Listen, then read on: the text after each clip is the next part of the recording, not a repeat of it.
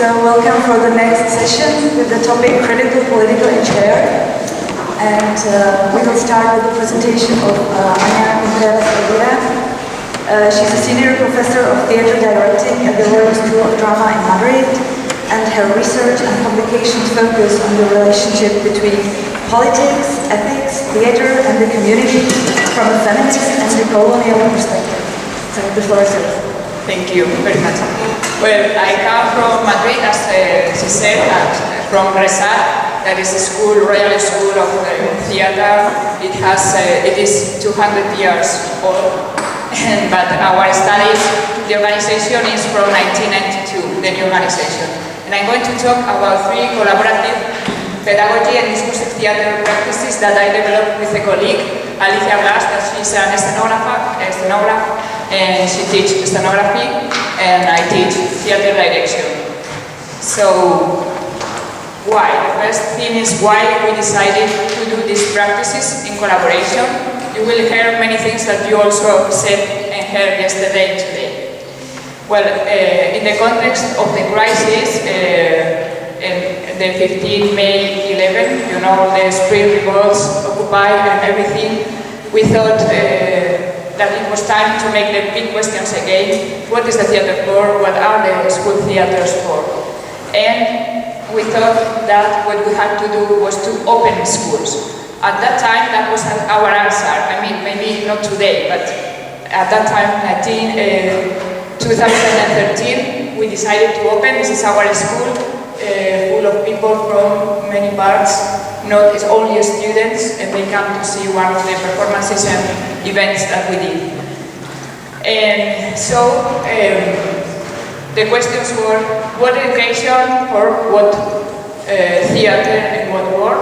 I have been developing some research on the implications and relationships between pedagogy, aesthetic, and ideology, as many of you have done. So, I discovered that I had a Fordist education, and now I was also in theatre. We have this Fordist education, and now I am forced to do a neoliberal education that these authors call the catering regime.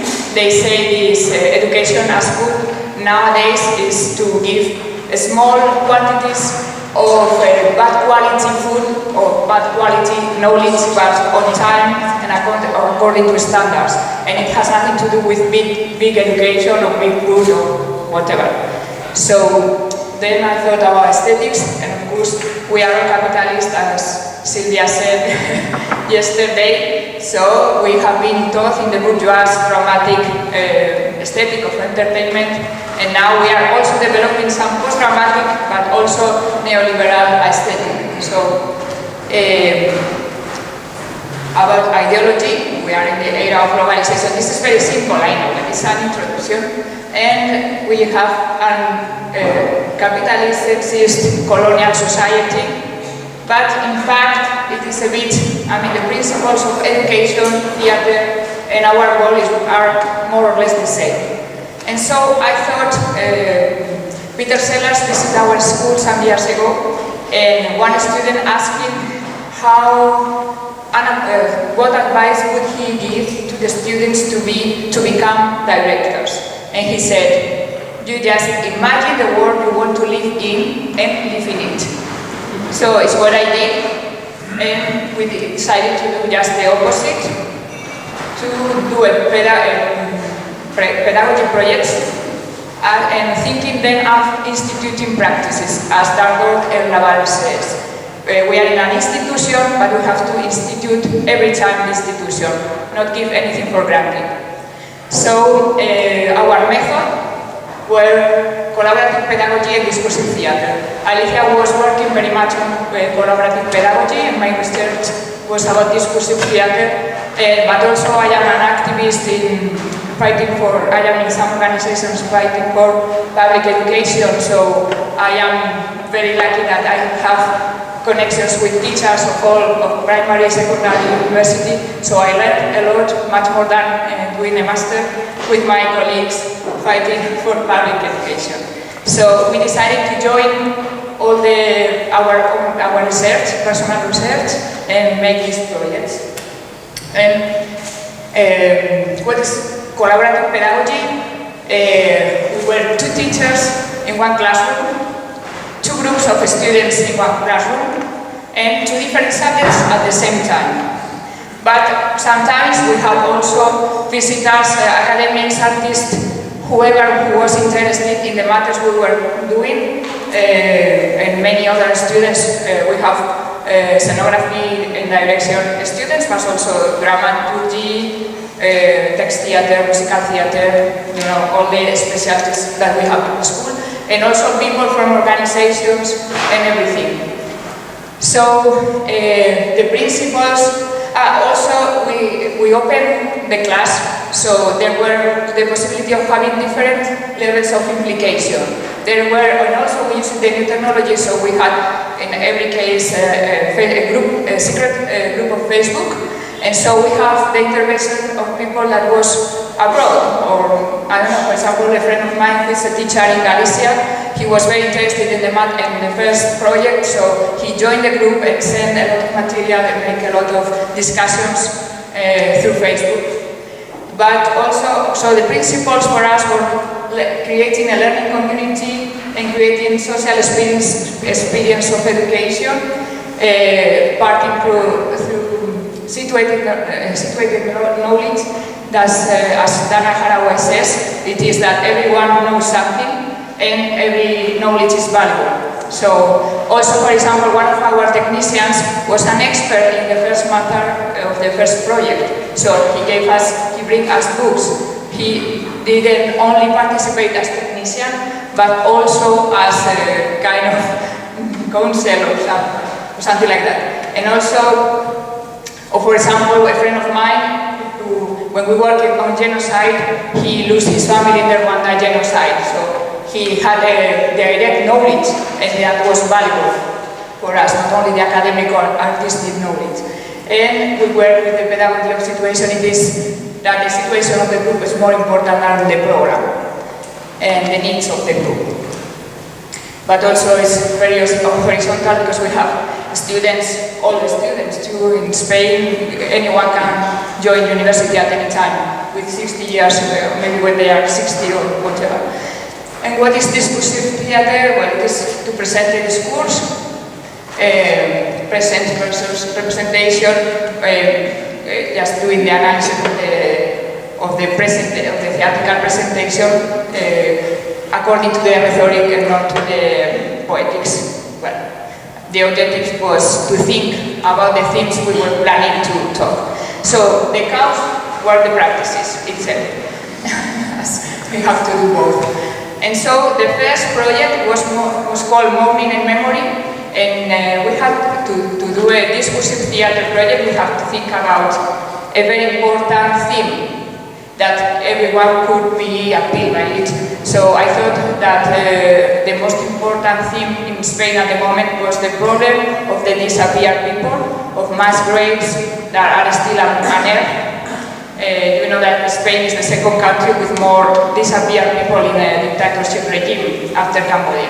So we are dealing with this question, and when we started this, I did it for a purely personal question. I chose this theme, but then the European Union gave to Spain, to the government, some advice to deal with this theme that they have not done still, but we worked with it. Also, we thought it has roots with the ritual and the origin of theater, Antigone, etc. And it was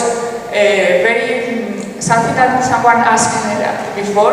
It was supposed to be collaborative research and social research, but also become a personal research for many of the students because they learn many things of their history, their personal and family story that they didn't know. Then, with the second project was immigration and uprooting. The context was the new laws of immigration, the Melilla border, you know, maybe you know, and all the police killing African people that was happening at that time. And so we also here discovered the fears of our students, the racism, xenophobia, everything. We work with some organizations that work with refugees and, well, many people. And finally, the third one was La Gran Joya. Joya is a gender of theatrical gender of the 18th century in Spain that has never been done again. And it was a collage, a bit of the small pieces of other shows. So it's very post-dramatic, you know, because it's only a small bit. And for this one, we started this project because there was going to be a congress of musicology or theater and musicology of the 18th century. So the academics asked me to work with my students some pieces of the 18th century. And at the same time, another person that I know of an organization of people with mental disabilities asked me if there are some artists with Down syndrome or mental disability could join the class, come to my class. And I said, okay, our class is open, why not? Because they have no opportunity to come here and they are very good dancers. So what happened is that our students accepted them. We didn't know what was going to happen. They just came to the class. And finally we worked with academics here and with people with Down syndrome, and it was very funny because all the pieces were carnival pieces. I mean, dealing with the topic of upside down world. So when we have was a moment of liminality, nobody knew who was the authority in what side of the sun. I mean, the academics learned a lot of what's happening on the stage. And so the conclusion is that education is personal, and everything that is personal is political too. So, and also we had fear at first because many of the results of this, the shows that we perform, our students created, were seen in different theaters and parts of the world. Even one of them was here in the last PQ. The one about the graves. And I told about students' pain, fear, liminality, but also I should now think about, or I'm thinking now about teachers' pain, fear, and liminality. Sometimes the pain of choosing, the fear of choosing a complicated theme. We had this fear because things sometimes came quite difficult, not aggressive but difficult, but also it was very interesting because we saw the real learning. When the students have no mask anymore and they were fighting for their ideas and thinking that what was happening on stage was political, not just doing again a small piece of Shakespeare or whoever, you know. And also it was painful sometimes, because you think you are not having results, but what we learned is that teaching and learning doesn't happen at the same time. And so sometimes you teach and sometimes the learning happens 1 year later. And so now I'm receiving sometimes mails of the people who was more opposite to it, sending me mails saying I'm thinking very much about it. And I think you are right, or not exactly right, but for me it's very special, your classes and everything. This is funny because most of the students that are opposite to this kind of theater are now working political theater. They were against it, but not just a few, because in fact more people like it, but the experience is only 2 months. And that's all. And I have only some pieces of some pictures. That was very interesting because the immigration thing, this show was performed in Madrid. There is in the center a place where many Africans live. And it's funny because there is a political theater, a theater that works with political pieces, but never a black person was there acting, never one black person was on the audience. So the theater is still, elitist, bourgeois, white, and everything. So we tried to decolonize the stage, and in some way we reached it because we could see it there. And this is, I finished. These are only some posters of the things. Thank you.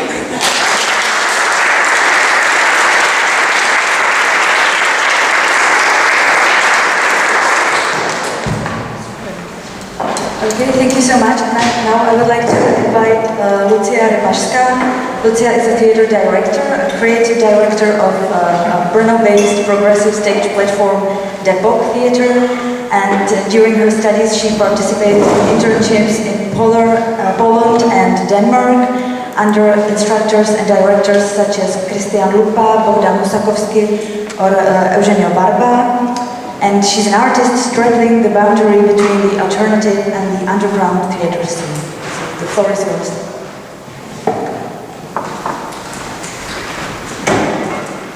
Right. Hi everybody. So let me start. Whenever I hear a word chaos as a creative strategy, honestly I freak out. Because I really strongly sympathize with one of the quotes in Marina Abramovich's manifesto, which states, an artist should have total self-control about his work. On the other hand, whenever I get confronted with reference to a method, I can't help myself feeling a bit way too suspicious and very skeptical. So how do we juggle the two?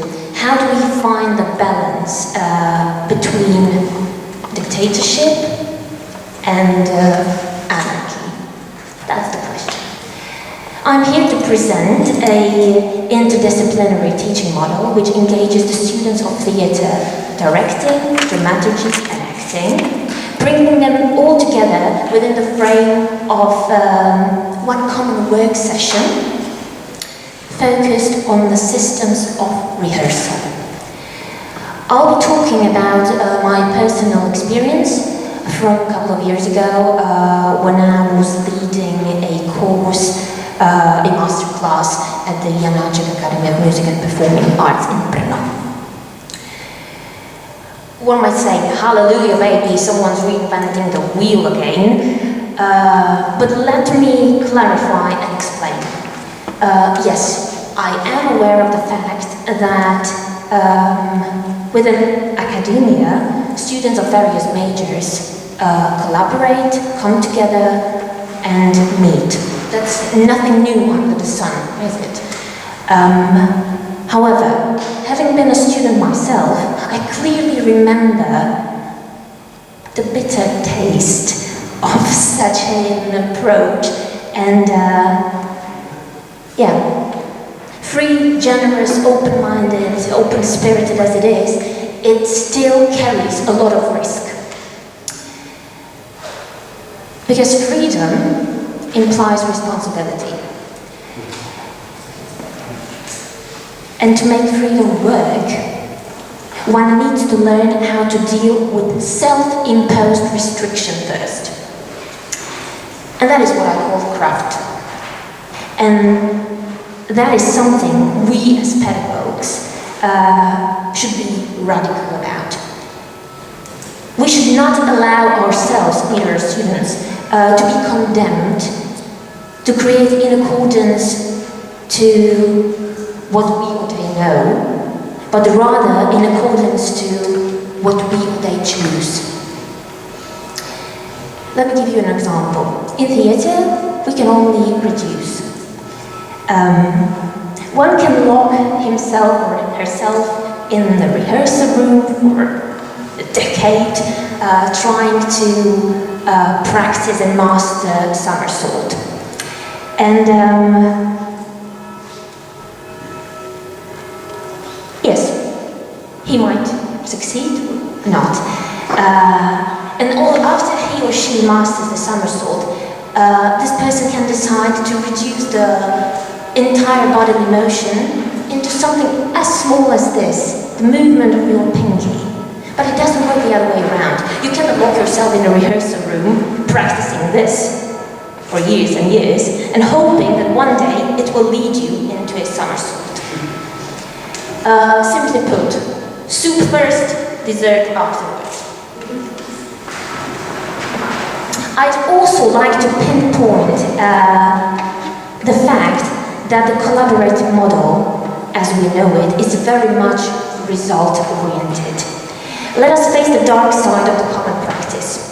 After popping into the rehearsal room once or twice and visiting the student in his or her creative process, most likely in the dressing rehearsal, during the dressing rehearsal period, the pedagogue usually bases his or her evaluation on the final product. He or she judges student only after the so-called premiere. Under those circumstances, students are very often thrown into the pool, expected not to drown, and even criticized for not being able to swim. I deeply believe that in pedagogical practice, the process is far more important than the result. Another example, a very explicit one. The way you build your house determines its quality and value. The way you prepare your meal will reflect on its taste. Therefore, when challenged to lecture a class of aspiring young directors 4 years ago, I proposed, suggested and designed a class oriented not on the result, but rather on the systems of rehearsal. There are 3 essential materia out of which director creates performative reality: space, time, and living body. There are 2 tools he or she has to help him mold and carve this reality. These are task and note. The seminar I conducted tackled precisely those 4. I will not present the whole course structure, neither curriculum, but let me fill you in briefly with a couple of examples, give you a couple of samples, and let's share them together. Before diving into more complex things such as dramatic situation, monologue, dialogue, or genre tasks, I start from the theme, aka one's personal obsession. It's very important for me that the director has this sort of manic personal obsession about something. I challenge students to articulate his or her theme through placing the object into an empty space. Not only it pushes them to think pregnantly and economically, but above all, it gives them the possibility to see how seeing space operates or understand the main spatial and chronic rules that apply when creating dramatic situation. The model demonstrates that there are simply objectivistic parameters behind something some might call alchemy. I don't believe in alchemy, I believe in chemistry. There are rules and principles that function and help. And students get acquainted with the impact of various positions and movement vectors and their semiotic potential. The point of reference for this stage, of course, is Eisenstein's book, The Art of Mise en Scène, and as well as current neuroaesthetic research studies. I strongly believe that to gain the right to destroy, one is obliged to learn to build first. To override the rules, one should know them first, in the first place, and to be able to master them freely. Having my background in fine arts, I often apply pedagogical strategies I know from my art school, where to exercise and test your craft. One is very often challenged to copy. On the quest of becoming the very best version of you, yourself, one can start as an epigone, aka the 13th best version of someone else. But it's a very legitimate way, there's nothing wrong with it. And so, during my seminars, we do copy. I present students with various audiovisual materials. Some of them are video materials, some of them are just photographic ones, doesn't really matter. And ask and challenge them to achieve the same result.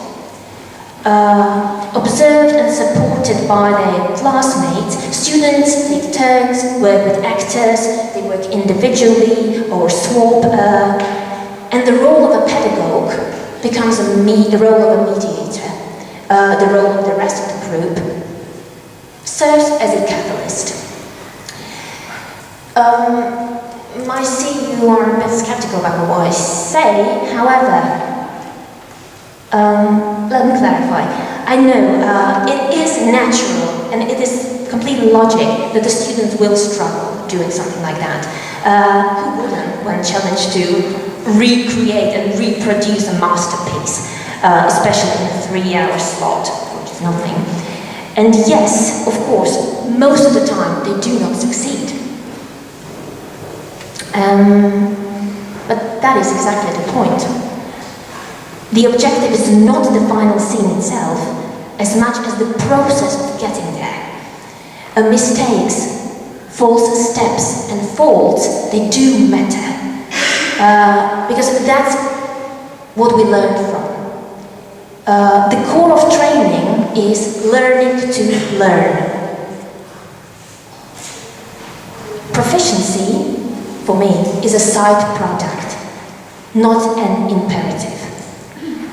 Therefore, I create potential for failure, for mistakes to happen, in order to prevent them,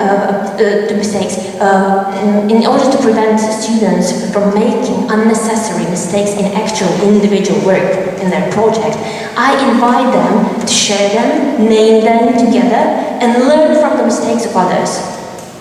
By using copy-paste strategy, we very naturally tackle the issue of genre, different training approaches, as well as the importance of comments, notes, and feedback. Might sound a bit inflated, but let me assure you it's fun after all. For instance, in order to train students in the craft of communication, which often dwells in the ability of speaking very clearly, briefly, and humanly, I have them spending hours telling jokes or playing activity games, and we do have battles in that, so yeah, it can be very engaging and fun. However, they say good artists copy, great artists steal, and I do want my students be great. Good is just not enough. So to transition between formal exercises and genuine creative process, I like to push students towards learning to use what they already know. It is important not to be ashamed of it, not to be ashamed to apply the knowledge that is already at your disposal. Not only it boosts your self-confidence, which is, by the way, absolutely crucial, but it also gives the group the sense of complexity and intermediate nature of performance in general. So to reverse the methodology as the course progresses, I ask students to present the rest of the group a portfolio of any audiovisual material that triggers their imagination, and walk us through the material's core principles, and later we basically challenge ourselves to materialize, incorporate and embody those principles on stage. And very often we end up tackling the issues such as presence, conflict, structuring, layering, composition, which are, by the way, as you all know, the very fundamentals of the art of directing. Thank you.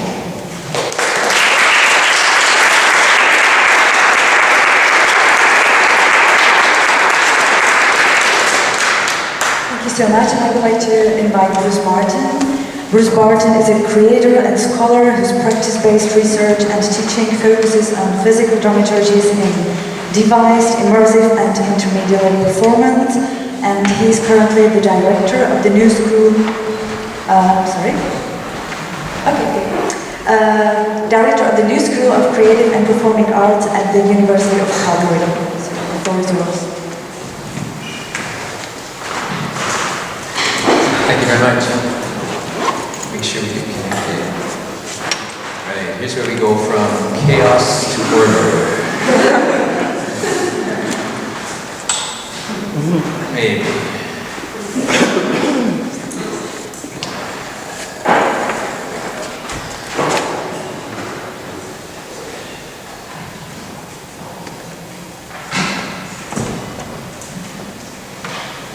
Great, so thank you very much.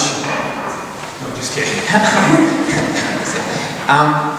It's really interesting to be this far into the program, of course, because by this point in time, I don't know about the rest of you, but I always feel like I either have way too many things that I want to pick up on and talk to, or I have nothing left to say. So, and usually it's a balance between those two things, but we'll see what side we fall on. Basically, if you at all bother to look at the abstract of the program, today's a little bit different than what it said there. As I was putting this together, you'll probably have noticed that I actually was proposing a workshop, and I thought that would be a great way to introduce some chaos into the method, but I realized that probably wasn't going to be the most productive way to address these issues.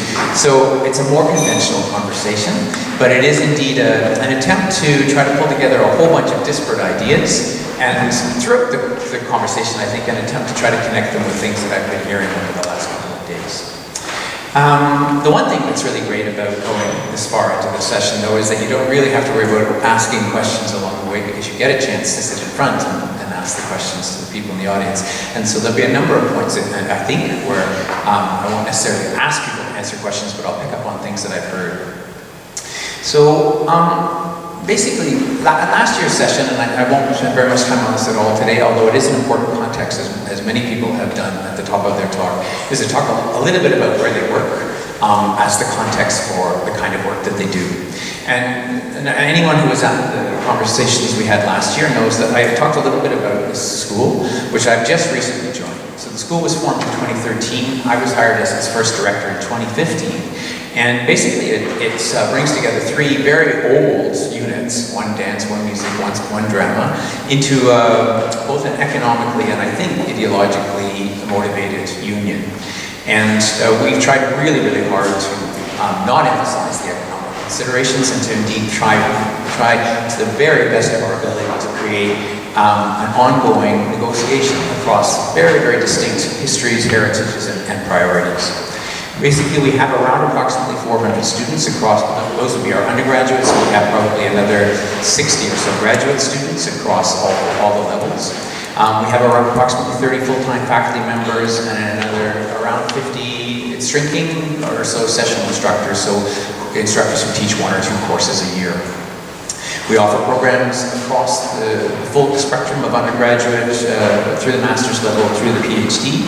Although the PhD courses are more specific, they relate to issues of composition, sonic arts, musicology, whereas in the theatrical world, we actually stop at the MFA, and in the dance world, we stop at a BFA and a BA.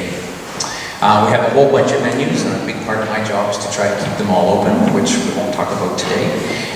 But we do fill them with approximately 200 performances a year. So it's a really, really going concern. It's a really, really busy place. And indeed, Calgary, many of you won't know where Calgary is, but it's in the province of Alberta in Canada. And some of you know where Calgary is. And it lives just before the Rocky Mountains as you head west towards the west coast of Canada. So many of you will know where Vancouver is, and which lives right on the ocean, and then there's the Rockies, and then there's Calgary, and it's nestled right into the foothills of the Rockies. So we actually enjoy, with air quotes, the climate of a space that lives between the prairies and between the mountains. So we live in an environment where the temperature shifts 30 degrees in one day, from noon until midnight, and where we can often have weeks of plus 15 degrees Celsius in the middle of the winter, as well as snowstorms in September. And there's really something about this between quality of Calgary, which extends well beyond its climate, and it involves politics. So for instance, it's actually known throughout our country as the most conservative of the provinces, but for the last 3 years it's been the only province with a socialist government. The pendulum swings back and forth in lots of really interesting ways that way. And in terms of the arts, which is the thing, of course, that I knew nothing about when I arrived at Calgary after spending the previous 30 years in Toronto and the rest of my life prior to that in Montreal. was that it is a bit schizophrenic in that sense as well. So there are some really strong conservative sentiments within the cultural world of Calgary, and there are also some really kind of wildly experimental impulses as well. So that was the context to which I went, and it was the context which actually they could imagine hiring me, because otherwise I don't fit in very well within the context. Everyone else who works there is very, very closely identified with a specific discipline and deeply invested in that specific discipline.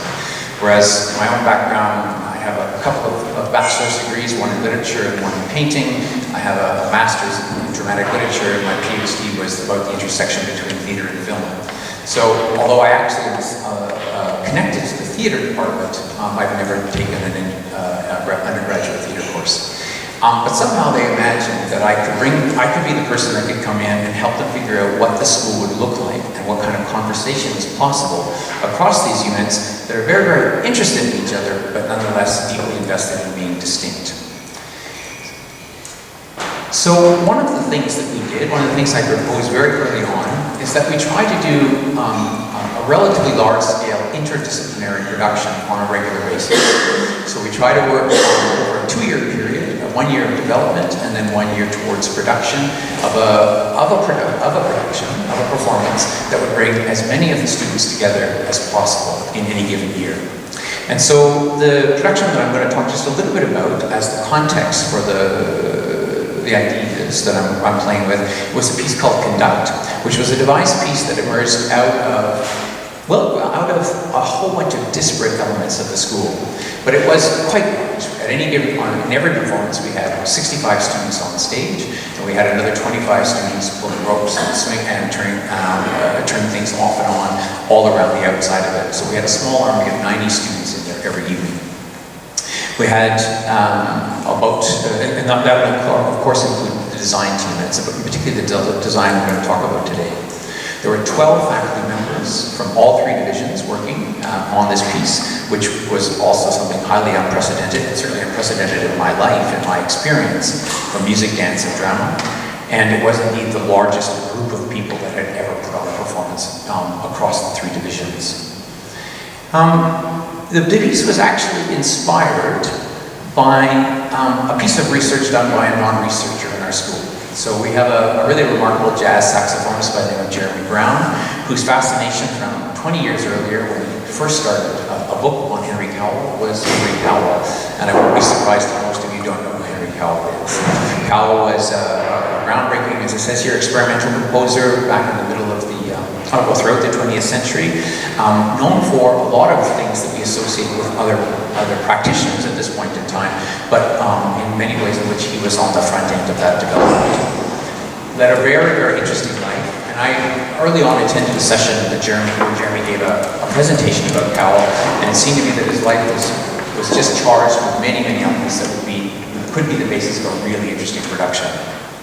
Amongst them being that he composed for Martha Graham, who came and performed for him in his prison cell, because one of the elements was that he was arrested in the middle of his career, at the height of his career, for what was then deemed immoral activity, and was sentenced to 15 years worth of prison time.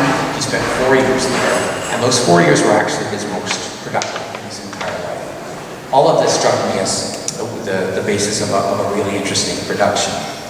In particular was Cowell's intensely physical connection to his instrument. So one of the primary claims to fame that Henry Cowell is known for is what he would refer to as tone clusters, which is the playing with the flat of the hand and the full arm, and what is referred to, amongst other terms, extended piano, where you lift the lid and you play on the strings, where you climb inside the piano and play the piano from the inside. All of that felt to me like that was something we could work with as what was really kind of a school building initiative. It was an attempt to try to create something that a large number of people could actually invest in. And last year I talked about interdisciplinarity and devising as a way of building a core curriculum for the school. And this year I just want to talk just for a couple more minutes about this production as I say, as a school building initiative, and how in particular the orientation towards performance creation and devised theater seem to make that possible.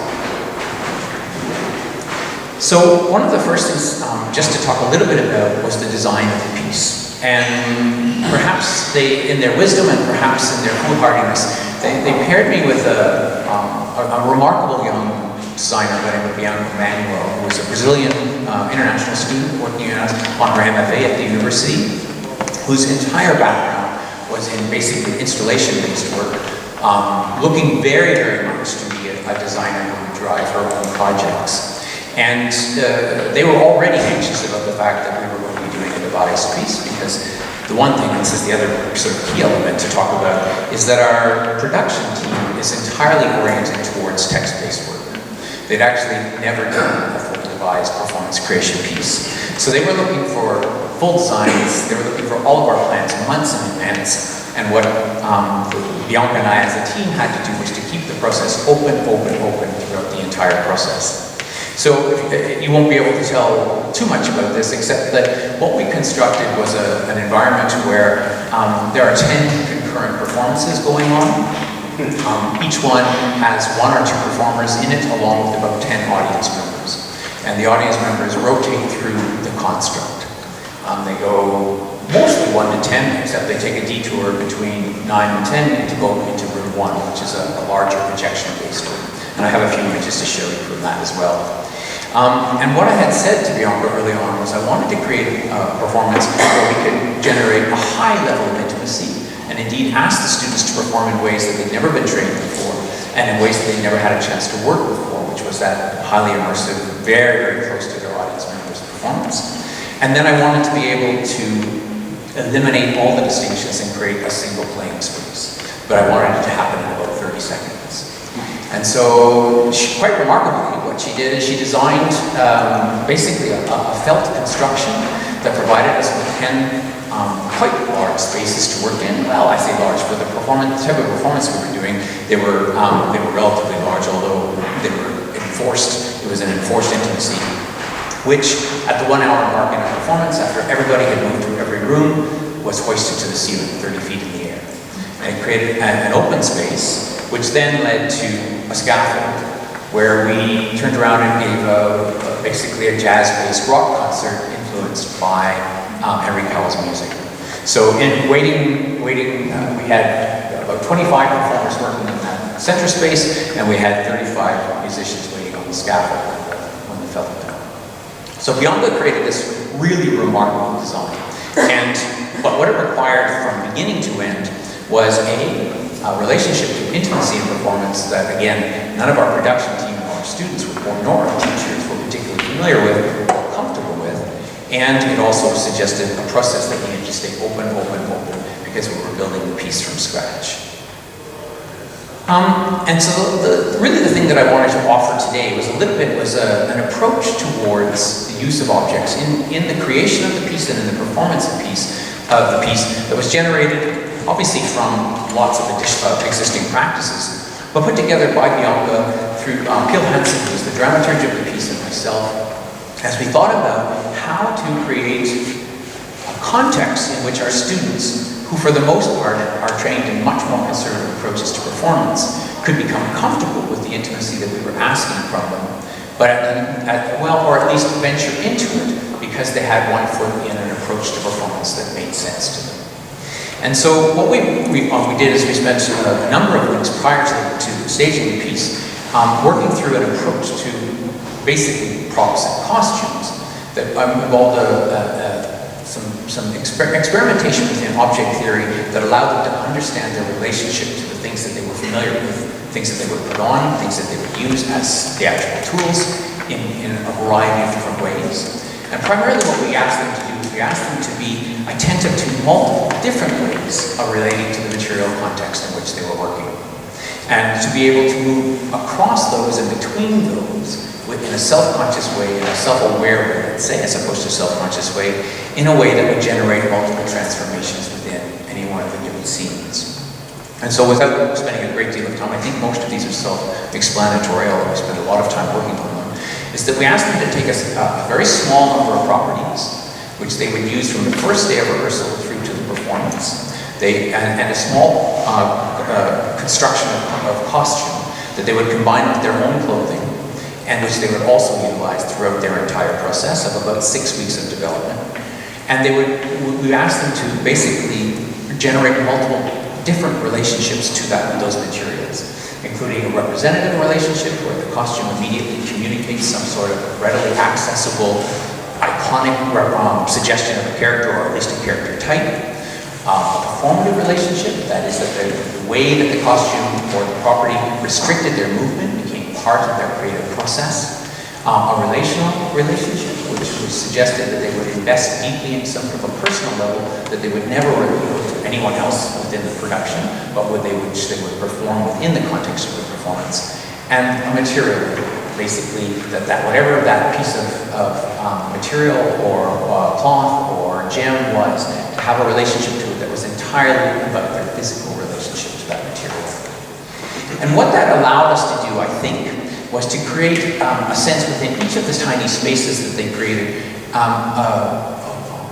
an approach to the physical context, which was based on transformation, which was experimental in nature, which was a highly intimate relationship between them and the material, and thus the people that were inhabiting that space, at the same time that they recognized many of the ideas that emerged in their more traditional training. I think I've probably got time, right? Okay, so I'm just going to run past a few images. Most of you will be familiar with most of you will be familiar with these images from the Water Walk. John Cage, and of course Cage was both a contemporary of Henry Cowell and ultimately, to a degree, a bit of a protege of Henry Cowell. And so we made extensive use of that in our work. And here you can see the dancer who's working with the objects in a way that transformed what Cage was doing into the context of the audience. And I don't need to spend much time with any of these other things. I'll give you a few images of the performers in their quite small spaces with the objects that they started with on day one of performance and carried through to the final moments of the performance. And that's it.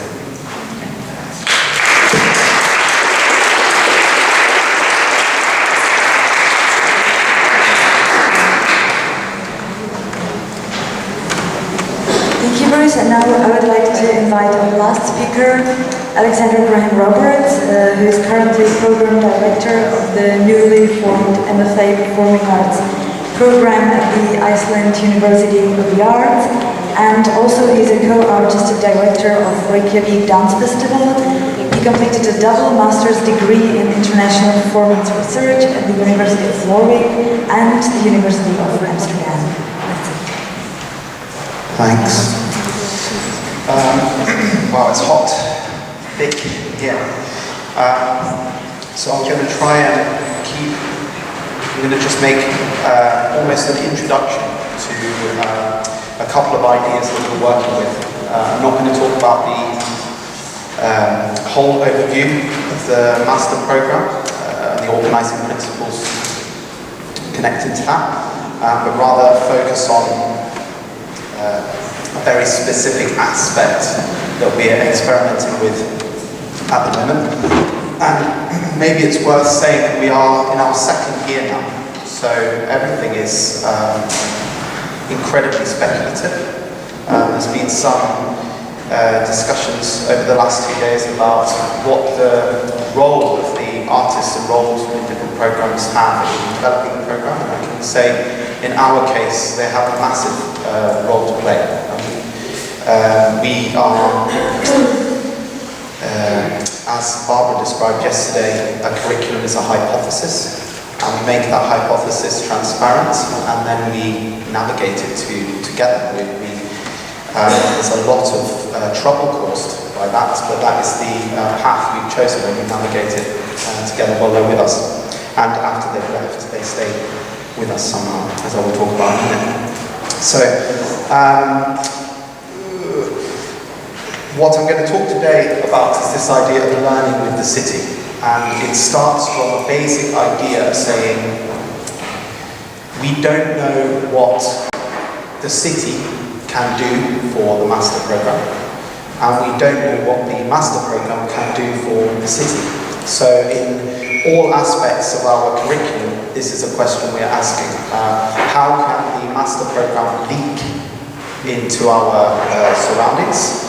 And how can our surroundings surroundings leak into our program, and how can we develop specific formats and initiatives that can really make that linkage between the two significant at the level of the learning that's going on.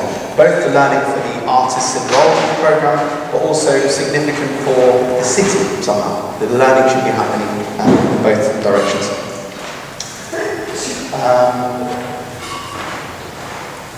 So as it says here, each nourishing the other and each disturbing and contaminating the other. In the last 2 days we've had a lot of discussion about that as well, the role of disturbance, how to create disturbance in a curriculum. And we really think of the city and the people living in it, and more broadly the island that we're on, as both a massive resource of knowledge and experiences, and you could say urgencies from the point of view that what is happening around us is sharpening the focus of what we're dealing with on the program. And at the same time, we see the city and the island as a disturbing and contaminating quality. It's something which makes everything harder to resolve, slower to deal with, disturbing. It gets in our way, forces us to think and think again. Just check that I'm not missing something. No, I'm not really. I'm keeping it simple. So there's 3 strategies, really, that we're dealing with. And they're all very troublesome and tricky. The first is opening our learning situations up to the public. From the workshops that we invite, one-off lectures, morning classes that we lead, work sharings, we're always looking for the spaces where the public can enter into a significant partnership in those situations. By that, of course, I mean on some level bringing in expertise as a kind of given, but I actually mean more on the level of actual students, partners who are interested in and concerned with the learning alongside the ones we have enrolled. So to take a couple of examples, we had the artist Anne Hampton, Christoph Meyerhans come with a workshop called The Thing that they were developing, and we actively nominated members of the public, family members and friends, work colleagues from all spots of the city, plus an open call in on that workshop with us. So they spent the week as equal participants, and what you see here as a configuration is both master's students, some BA students that are in our department that were nominated, plus members of the general public. Another example would be a workshop that we invited by Gérald Cordian. He's a performance maker and musician, and he came with a model for developing a queer feminist choir that doubled up as a reading group. So the idea would be to read radical queer feminist sexuality manifestos, relate them back to the experiences of the people in the room, translate those experiences and the discussions into lyrics and turn them into songs and become a choir. And this is another format that we opened up to the public. So people of all kind of ages, backgrounds, needs for being there. Because of course there's a massive difference to being an artist enrolled on a study program that joins because they want to somehow develop as an artist, versus someone who's in that workshop because they have political concerns about the place of sexuality in our society. And that creates a different sense of urgency and trickiness. So that's another example. Another example would be one-off lectures. Next year we're moving building, so we're in a completely new neighbourhood next year, and there's a coffee shop and gallery just down the road, and we're in partnership with them to host bi-weekly public talk series. So we will have our classes there, these talk series, and we will, with the students, develop strategies for making. It's surrounded by apartment blocks, different people. And I guess in the mornings on Friday when they're going to be held, there'll be quite a lot of people for different reasons that are home. Whether it's a parent that's looking after a young child, or someone who's retired, or someone that's unemployed, we don't know, but lots of reasons why they would be home at that time, and how can we bring them into the conversation with us without, and this is maybe the really important thing, starting to then curate the topics around what we perceive to be seminal or relevant to. I mean, to stay still true to the needs of the program and the students on the program, and to build a curriculum out of that, but at the same time not assume that that cannot be of vital importance to a much broader demographic of people. The morning classes, another example, we're just starting now. I have a sense that when we have 75% of our intake, around 75% of our intake is international, I have a sense that there's a lot of work that we have to do, and to some extent are doing, but can do more, to entangle them in the city and to entangle them in relationships with the people that live there. I think it's very easy to spend a year in Iceland and not meet anyone but other people in your department, slide through, fly off, and you have a great time. But ultimately you could leave having a sense that you could have been anywhere. I mean, we could run the master's program from an airport, and in a sense it's possible. I have a sense that we have a lot of work to do to really instigate a situation where we're localizing the questions, the practices of these artists to the local context. And especially in the winter when it's dark, that's harder to do. I know this sounds a bit banal, but it's actually true. In the thick of darkness and in the heavy wind, you don't want to go out and you don't want to talk to people. So we're offering optional morning classes to our students, to other students in the department and in the academy as a whole, and to the public. And they will be speculative practices around the body and how we conceive of the body, how we deal with the body.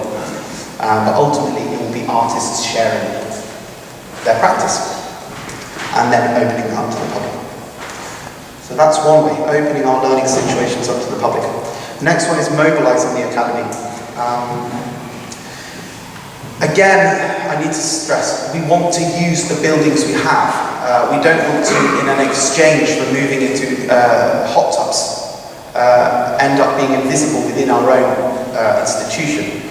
It's also important that the knowledge and the questions and the practices that we're dealing with ripple and leak across departments, across programs. It's not about us making an island that floats and never comes back.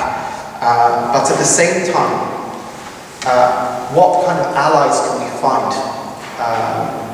in the city in terms of spaces? Who can we ally with, and how can we occupy spaces with certain ideas and questions?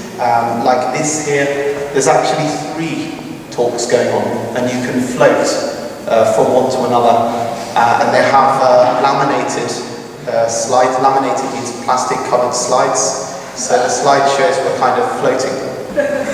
And you could float, and what you start to see is that it's not only the people that were invited by us that are joining those conversations, and the discussions that follow those conversations are porous, and they become difficult and problematic, but also enriched and exciting, and much, much more informed, because we're not rehearsing having discussions, we're actually having them. And there's a consequence and there's a weight, sometimes a very bad consequence to some of the things that people say, you know? People say things because they think they're rehearsing, but they're not, and there's people there that have a problem with what's being said, so it becomes very consequential. Other examples would be seminars in greenhouses. This is a walk to a river that we ultimately ended up having a discussion by a river. I mean, of course, I don't know what's happening there. Is it supposed to be a video maybe? Yeah, okay. It's coming. Here we could say also, it's not always people that we're interested in having conversations with, but environments. So they're having some kind of forum there.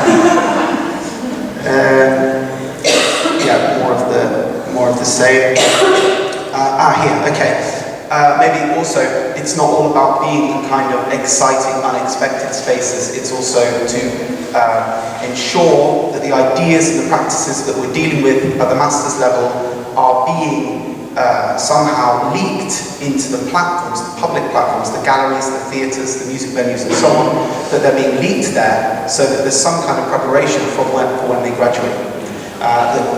How can we insist on us not being a preparatory school for these spaces, but rather insist that they have a responsibility too, to take on the ideas that are being dealt with? If we start them when they're in the school, then there's already a kind of urgency for those questions and things to be continued. So here, this is a gallery called the Living Art Museum.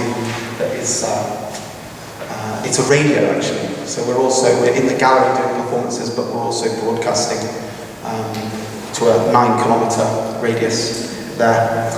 How long do I have? It's over. Oh, okay, very quick. Lifelong learning and alumni policy. This is a slightly more local. It's about making a space for the alumni to be able to come back to participate in workshops. And then very last then, the consequences that we see are significant collaborations between graduates based in the city and currently enrolled artists. More than 50% of the artists enrolled on our program at the moment are working with people who graduated from them. So that's clearly working with the alumni policy. Then, significant collaborations between artists on the program and the city. This here is a stage performance in the City Theatre that happened earlier on in the year, led by an artist on our program in relation to the Me Too stories. And across that stage there is everyone from athletes to scientists to doctors to the Prime Minister of Iceland. And there's other examples I wanted to talk about, but to give a sense of actually what is possible in Iceland when you start to say we can be porous, that you can really, truly bring the full spectrum of society into conversation with the questions and the work that we're dealing with. Maybe this is a good place to stop. So thank you very much.